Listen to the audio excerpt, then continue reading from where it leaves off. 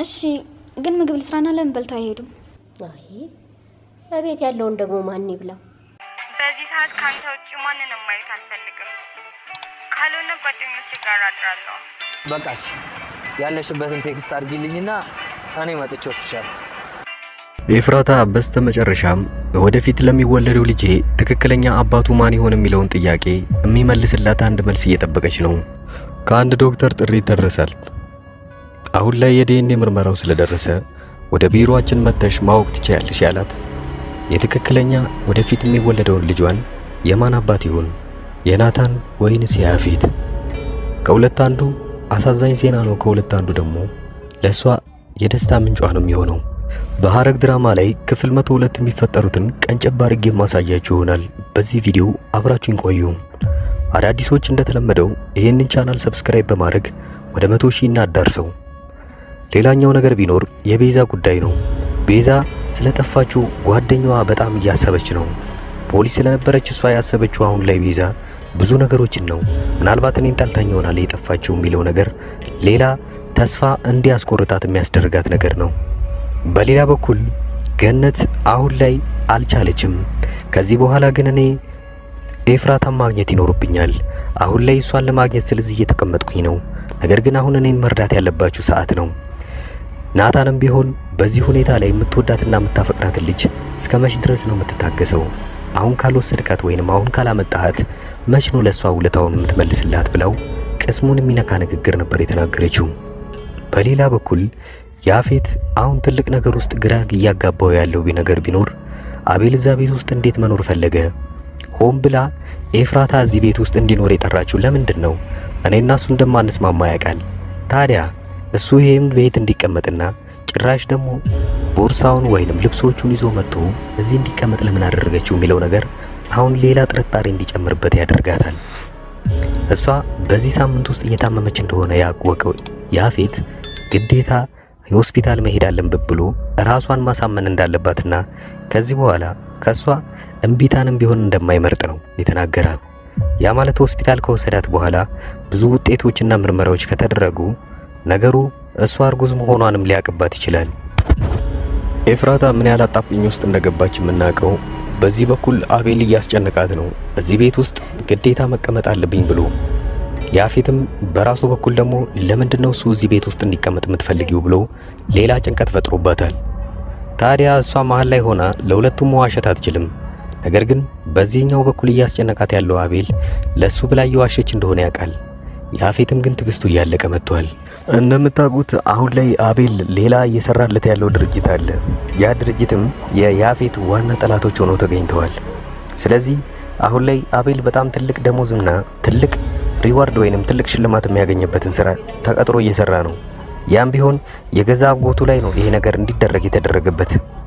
አቤል የተቀጠረው በሌላ ትልቅ ድርጅት ስለሆነ ገንዘብና ምንም አይነት ነገር እናሟላላለን ብለው ስላሰቡለት በዛውም ደግሞ አንተም የራስን በቀል ማግኘት ትችላለህ ስላሉት ነው ወደ ያፌት ቤት የገባው።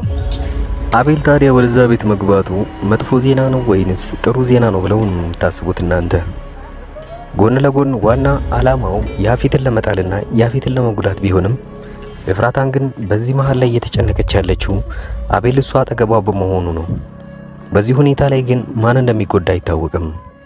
ሐረግ ድራማ ላይ አሁንም እንደሚታወቀው ቤዛ የራሷን መንገድ አሁን ልትይዝ ነው፣ ከከተማ ልትወጣ። ያ ማለት ከዛ ቤት ለተወሰነ ጊዜ እንኳን ቢሆን ትጠፋለች። በዚህ ሰዓት ላይ ጽዮን ብቻዋን የምትሆን ይሆናል። ጽዮን ብቻዋን ሆነች ማለት ሉሊትም ማብራት ከሆነች ምናልባት ሉሊት በምትሰራቸው ተንኮሎች ሳታስበው እንኳን ልትጎዳት ትችላለች። ከዚህ በፊትም እንዳረገችው እዛው መታጠቢያ ቤት ውስጥ ራሷን እንድትስት ካረገች በኋላ የመርሳት ችግር አጋጥሟት ነበር። ይህንን ነገር ድጋሚ ማስታወስ እንዳትችል በሚል ሁኔታ ብዙ ነገሮችን ልትሞክር ትችላለች። ሉሊት አሁን ላይም በብዙ ሰዎች መሃል ላይ እየሰራች ያለችው ለያፌት ቢሆንም ያፌት አስገድዷትም እያሰራት ነገር ቢሆን አሁንም ድረስ ግን ለሱ መስራቷን አላቆመችም። ሐረግ ድራማ እስካሁን ባለው ክፍል ውስጥ ምን ተረዳችሁበት? ምን ተማራችሁበት? የየራሳችሁን ሐሳብ ኮሜንት ላይ ያስቀመጣችሁልኝ። ከዚህ በቀደም እንዳገኘ ነው ብዙ እይታዎች እየቀነሱብን ስለሆነ ይሄንን ቪዲዮ ላይክ እና ኮፒ ሊንክ ማድረጋችሁን አትርሱ። ሌሎች ጊዜም ብዙዎቻችሁ ከመዳም ቤት ውስጥ ሆናችሁ ስራ እየሰራችሁ የምታዳምጡን ቪዲዮውን ሳታዩት ድምጻችንን ብቻ እያዳመጣችሁም ያላችሁ አላችሁ። ብዙዎቻችሁ እኔ እንደዚህ በአንድ ድምጽ ለእናንተ መተረኬ ምን ያህል ጥቅም እንዳስገኘላችሁ ነግራችሁናል። እንደሚመለከተው ሙሉ ክፍሉን የምናየው ስራ ስንጨርስ ነው። ስራ እየሰራን ግን በኤርፎን እማዳምጣችሁ አላችሁ። ያም የሆነበት ምክንያት ስራውን መተው ስለሌለብንና አንተም በአንድ ድምጽ አድርገህ ስለምትሰራልን ሙሉ ነገሩን መረዳት እንችላለን። ቀጣይም ደግሞ ቀስ ብለን ቁጭ ብለን እረፍት ባገኘንበት ሰዓት ላይ ቀስ በቀስ ማየትም እየቻልን ነው። ይሄም ደግሞ በጣም አሪፍ አጋጣሚ ሆኖልናል ብላችኋል። ለዚህም ከልብ እያመሰገንኩ በጥቂቱም ሆነ እኛም መጥቀም ከፈለጋችሁ ይህንን ቪዲዮ ላይክ ማድረጋችሁን ብቻ በቂ ነው። እንደምትመለከተው አዳዲስ የሆናችሁ ካላችሁ እዚህ ቻናል ላይ ሰብስክራይብ በማድረግ ተመዝገቡ። መልካም ጊዜ። ወደዚህ ቻናል ከመጣችሁ እናንተ ተከታታይ ድራማ ይመቻችኋል ማለት ነው። ከተከታታይ ድራማ ውስጥ ኢትዮጵያ ውስጥ ሆኖ አሁን ላይ በጣም አሪፍ እይታ ያላቸውና አሪፍ ተቀባይነት ያላቸው ድራማዎች አራቱን ልንገራችሁ። የመጀመሪያው ጽናት ነው። ሁለተኛው ሐረግ፣ ዮአዳን እና ክህደት ናቸው። የነዚህን ተከታታይ ድራማዎች ካልጀመራችሁ እኔ አጠር ያለች ማብራሪያ ስለነሱ ሰጥቻችሁ ደስ ያላችሁን ድራማ እናንተ ትጀምሩታላችሁ። የመጀመሪያው ጽናት ድራማ ብዙዎቻችሁ የምትወዱት ይሆናል። ምክንያቱም ምናልባት ከአረብ ሀገር ሆናችሁ የምታዩ ሰዎች ካላችሁ ይሄ ድራማ ለእናንተ ነው። ጽናት ከሀገር ቤት ወደ ከተማ ትመጣና ወደ ውጪ እስክትሄድ ድረስ አንድ ቤት ውስጥ ተቀጥራ እየሰራች ነው። ታዲያ የቀጠረው ቀኗን ወይንም የበረራ ቀኗን እየጠበቀችና ብዙ ክፍያ ካደረገች በኋላ ያን ስትጠባበቅ እዛ ሰራተኝነት የተቀጠረችበት ቤት ውስጥ እየሰራች እያለ አንድ ትልቅ ነገር ይፈጠራል። ከአሰሪው ልጅ ጋር ግንኙነት ትጀምርና ብዙም ሳይቆይ ነገሮች ይበላሻሉ። በዚሁ ላይ የሚያጠነጥን ፊልም ነው። ሁለተኛው ሐረግ ድራማ ላይ ሁለት በትንንሽነታቸው የሚታወቁ በአባት አንድ የሆኑ ወንድማማቾች ነገር ግን ካደጉ በኋላ በጣም ትልቅ ጠላት ሆነው እዛ ላይ የምናየውን ነገር አብረን እናያለን። ፍቅረኛ ይነጣጠቃሉ፣ ንብረት ይነጣጠቃሉ፣ ነገር ግን ወንድማማቾች እንደሆኑ አያውቁም። ሐረግ ድራማ እዚህ ነገር ላይ ነው የሚያጠነጥነው። ዮአዳን አንዲት ምስኪን ሴት በባህል ሀብቶችና በህልል ሰዎች የሷ የሆነን ነገር ለመንጠቅ ሲሞክሩና እሷ ግን ብልጠትነቷን ከነሱ በላይ የምታሳየው ፊልምና ብዙ ታሪኮች ያሉበት አሪፍ ድራማ ነው። ሌላኛው ክህደት ነው። ክህደት የሚለው ፊልም አሁን ላይ በጣም አሪፍ እየታየ ያለ ነው። ክህደት አንድ ጓደኛውን በጣም የሚወዱት ሁለት ጓደኞች አሏቸው። ታዲያ በዚህ ጊዜ ጓደኛው የልቤ ጓደኛ ናቸው ብሎ ለነሱም ማያረገው ነገር የለም። ብዙ ነገር አድርጎላቸዋል። ነገር ግን ትንሽ እንደቆየ ይታመምና በጣም እርዳታ ሲፈልግ ከጓደኞቹ የሚጠብቀውን እርዳታ ሳያገኝ ይቀርና ይልቁኑ በዛኑ ልክ ይጠቀሙበታል። ይሄኔ ታዲያ እሱ ካወቀ በኋላ ምንን ማድረግ እንዳለበትና እንዴት ከነዚህ ጓደኞች ሊበቀል እንደሚችል የሚያሳይ አሪፍ ፊልም ነው። አሪፍ ጥራትና አሪፍ ኳሊቲ ተደርጎበት ካራክተሮችም በጣም አሪፍ የሆኑና የሚያጓጓ ፊልም ሐረግና ክህደት ናቸው።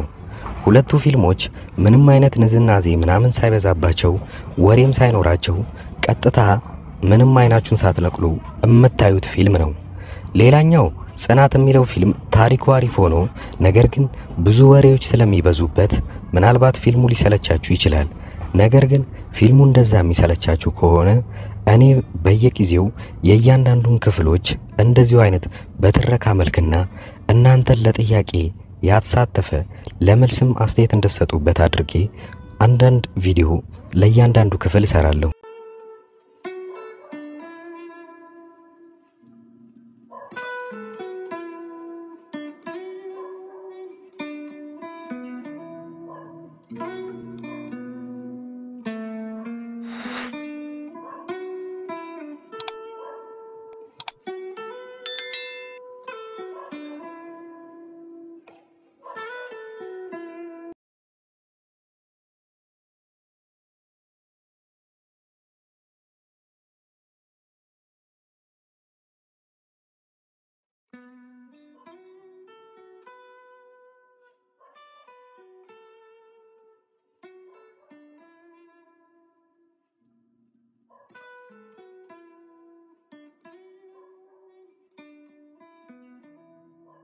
Thank